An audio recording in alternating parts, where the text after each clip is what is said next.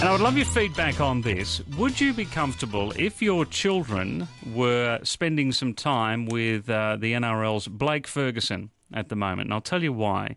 You really have to worry about the people who made the decision to give Blake Ferguson a job with the Roosters as a, now try this title on for size, as a Community and Junior Development Officer, as in working with children.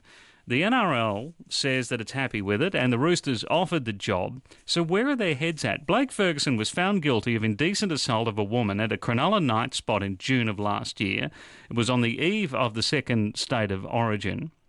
Now, it's been reported as some kind of move back into proper footy after being sacked by the Blues and the Raiders. Why do we need to have his way back into professional football through children? Would he not need to have some form of a working with children's check? You would expect that someone who had a conviction of sexual assault, for all intents and purposes, a sex offender, would find it difficult to get a working with children's check. How has this been allowed to go through? The Australian Rugby League Commission is said that it would look at re-registering him, but they would need to go through community re-education and the like. But why? Why does it need to involve children? How would you feel if Blake Ferguson was doing some work with your kids? Give me a call, 13 13 32. On the line is Professor Catherine Lumby. She is a professor at the Macquarie University and also an advisor to the NRL on cultural change, has been since about 2004. Professor, thanks for your time. Pleasure. What do you think of this move?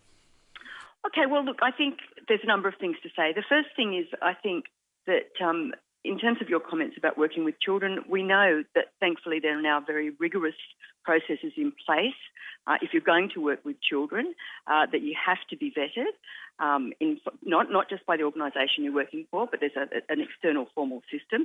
So that will be for that system to decide. The second thing to say is that I think it's really important for us to note that Blake Ferguson was not convicted of assaulting children.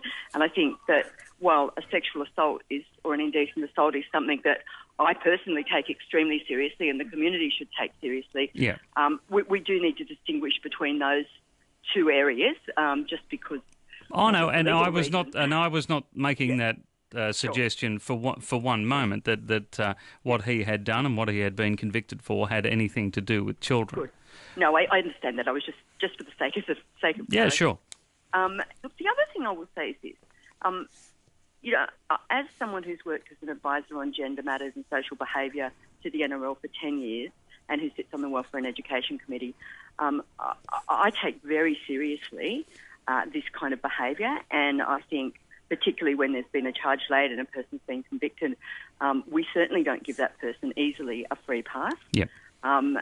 We have very good education programs in the NRL, and my view is that all players are given an opportunity to really step up to the plate and understand their responsibility. All right, sure. Well, but Catherine, if you don't mind, let's have a look at this one. Do you think this is the right thing to do? Is this the right move for Blake Ferguson to be? Where is the title here? I just want to give you the proper title, which is Community and Junior Development Officer. Do you think that's the right job for him?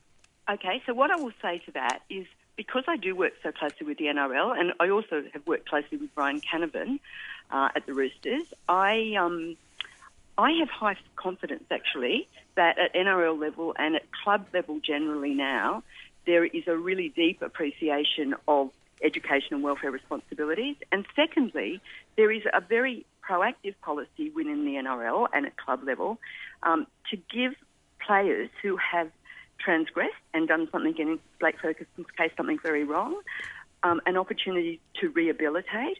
I mean, I think even if we look at people who go to jail, jail is supposed to be about rehabilitation. I don't think we slam the door forever on someone. If he is properly supervised, and I have confidence, given Brian Canavan's involvement, that he would be, and if the NRL has really run the ruler over this and seen that this is part of his broader rehabilitation, I don't have a problem with that, because I think sometimes it's better to have somebody under the tent, being supervised, being mentored, and being given appropriate support in rehabilitation. Now, the question of working with children is a separate matter because, as I said, that will be externally vetted and certainly should be monitored in the case of anyone working with children. Yeah. Oh, look, please don't get me wrong. I'm not saying that Blake Ferguson should be walked to a cliff and then pushed off the other side. I'm not saying that he should be thrown out of the game altogether. If he were able to come back and be a terrific human being and play for his club and look after his family and friends, that is magnificent. I hope that's the outcome. But why does it need to start with children? That's my key on all of this. Why does it need to start with kids? Well, Justin, I think what I'd say to that is that it's a broad title he's been given. I happen to know what those roles incorporate. He won't be there's no suggestion he's going to be working with little kids, whether that's appropriate or not. He certainly would be closely supervised in this role, and I think that we need to bear in mind that there will be checks and balances so that, I think it's important to see that the role will be devised and monitored. It's not simply that he's walking out there and just being given a free rein. But he's also there because of his name, and part of his role will be as a role model. The kids that are involved in that group will look up to him, and he's a convicted sex offender. Right, and as I said, I think that in our society we work with a principle that people can be rehabilitated. And, perhaps there's an opportunity for him to talk about how he did the completely wrong thing, what he's learnt from it. And, we often have people at NRL level, at club level, who come and talk to players about where their life went off the rails, how they damaged or harmed someone else, what they've learned, and how they're attempting to move forward and become a decent contributing member to both their club and to society. Catherine, you're a good person. You've done some good work with the NRL, but I do have one final question for you. Sure. If a man had raped a woman and he served his time in jail and then he was let out of jail, and while he was on parole, he approached the NRL and said, I've always wanted to work with children and I've always wanted to help young kids who want to come through league. Would you suggest to the NRL that it's a good idea to take that man on? I think it would really depend on the evidence of rehabilitation. Look, I have a law background myself, and I can say that I really do. Call me an optimist, but I do believe in the importance of rehabilitation. And so I don't think it's a one-size-fits-all. I think it's very much a case-by-case basis. Well, I'm just wondering, the checks that man that I just described, who got out of jail for rape and is on parole, would have he gone through the same checks and balances as Blake Ferguson did? Yes. You will. If you're working with children and young people in any capacity, there are very strong external systems now. I know because I have to go through those systems every year when I conduct research in high school. So, and I applaud and support that. All right. So there are checks and balances. Sure. Do you happen to know if Blake Ferguson is still drinking? I have no idea if he's drinking alcohol. That's not my area. Should that be a question that is asked to him before he takes on this role? Well, certainly, if he is drinking alcohol, is he managing it responsibly is a question for any employee, including him. Thanks for talking to me, Catherine. I appreciate it. What a pleasure, Justin. Professor Catherine Lumby, give me a call. I want your reaction to that, please. 13 13 32. How would you feel if Blake Ferguson was working with your children? And I still want to put that scenario to you. What if a person got out and they'd raped a woman and they got out of jail and they were on a parole and they went to the NRL and said, "Hey, look, I like kids and I'd like to help kids come through the game and I know a little bit about NRL." Maybe they had played for many years.